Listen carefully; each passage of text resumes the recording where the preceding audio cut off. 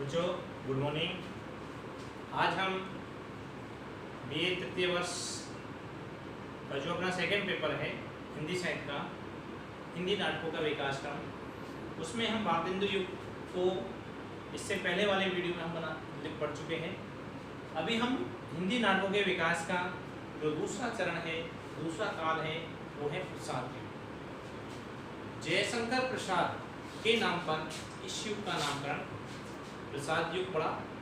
इसका समय सन 1900 ईस्वी से सन 1950 ईस्वी तक का माना जाता है।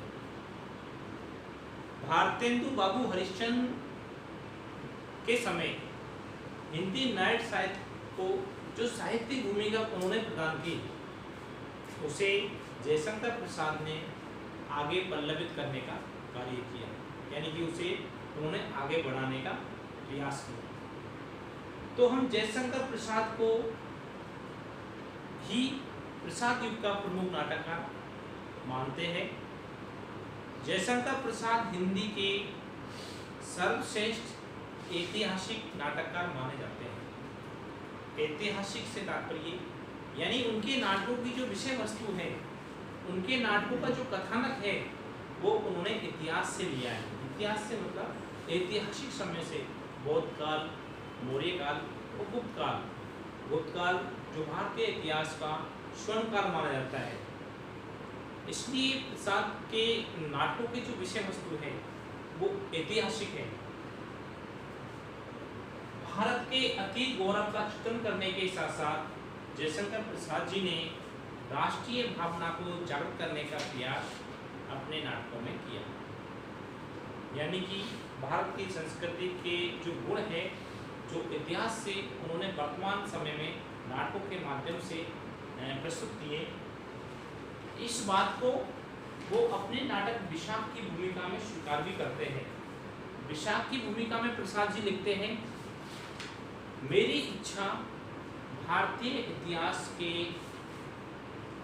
अप्रकाशित अंश में से उन प्रकांड घटनाओं का दिग्दर्शन कराने की है जिन्होंने हमारी संस्कृति को, हमारी वर्तमान स्थिति को बनाने का बहुत प्रयास किया। यानी कि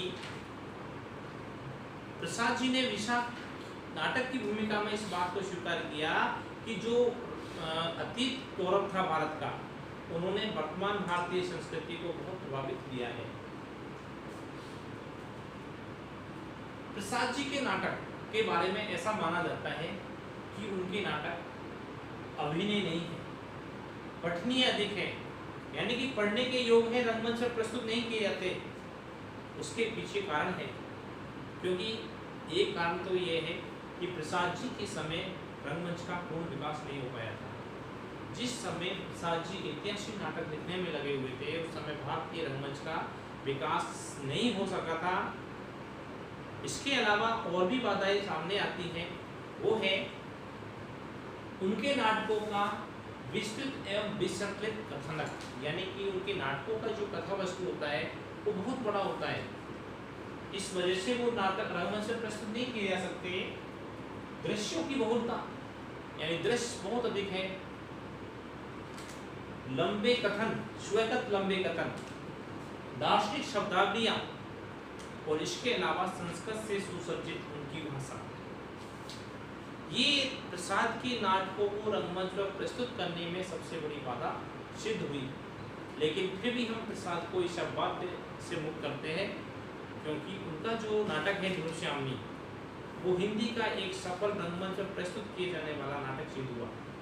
ध्रुवश्यामनी जो हमारे सिलेबस में भी लगा हुआ है, प्रसाद जी के सर्वश्रेष्ठ नाटकों में से एक नाटक माना जाता है जो रंगमंच पर प्रस्तुत किया गया, यानी वो एक नाट्य जो रंगमंच पर प्रस्तुत हुआ है प्रसाद जी का। अब हम बात करें प्रसाद के नाटकों की, तो जयशंकर प्रसाद के प्रमुख नाटक है विशाख, अजातशत्रु, राजश्री, स्कंदगुप्त, चंद्रगुप्त, ध्रुवश्यामनी और जन्मेजय का नागयज्ञ। इन्होंने एक गुप्त नाम से एक सफल एकांकी की भी रचना की है और करुणालय नामक एक नाट्य रूप भी उन्होंने लिखा है। इनके नाटकों की जो विषय वस्तु है वो अतीत के पट पर वर्तमान का चित्रण करना है, यानी प्राचीन भारत के इतिहास के माध्यम से वर्तमान भारतीय संस्कृति को प्रकाशित करना है। इतिहास एवं कल्पना का सुंदर समन्वय इनके नाटकों की विशेषता है। इतिहास एवं कल्पना का इन्होंने समन्वित समन्वय किया है, जो इनके नाटकों की सबसे बड़ी विशेषता मानी गई है। स्कंदगुप्त, चंद्रगुप्त और ध्रुवश्यामनी ये जयशंकर प्रसाद के 3 विशेष महत्वपूर्ण नाटक माने जाते हैं। ध्रुवश्यामनी नाटक एक नारी समस्या को लेकर लिखा गया नाटक है। ये एक नायिका प्रधान नाटक है, जिसमें तलाक एवं पुनर्विवाह की समस्या को उन्होंने उठाया है। हिंदू धर्म में तलाक के बाद पुनर्विवाह हो सकता है या नहीं, इस समस्या को इन्होंने बड़े कौशल के साथ प्रस्तुत किया है। हमारे सिलेबस में भी ध्रुवश्यामनी नाटक कोटा यूनिवर्सिटी के सिलेबस में लगा हुआ है। जयशंकर प्रसाद के नाटक के बारे में कहा जाता है कि प्रसाद के नाटक ना तो सुकांत है और ना ही दुकांत है, यानी ना तो सुख देने वाले हैं और ना दुख देने वाले हैं, जबकि कैसे है, प्रसादांत है, यानी प्रसाद के अनुकूल है, जयशंकर प्रसाद के अनुकूल है। इनके नाटकों में जो नायक होता है वो अंतिम फल का भोक्ता नहीं बन पाता और विषाद की, दुख की एक छाया पाठकों के, दर्शकों के मन पे रह जाती है। स्कंदगुप्त नामक नाटक में नायक स्कंदगुप्त अपने मार्ग की सारी विघ्न बाधाओं को पार करता हुआ देवसेना के पास जाता है, देवसेना को प्राप्त करने की कोशिश करता है, लेकिन नायिका देवसेना अंत में ये कहकर उनके प्रेम प्रस्ताव को ठुकरा देती है कि मेरे इस जीवन के देवता और उस जीवन के प्राय क्षमा, यानी मुझे क्षमा करना। तो नायक अंतिम फल का भोक्ता नहीं बन पाता।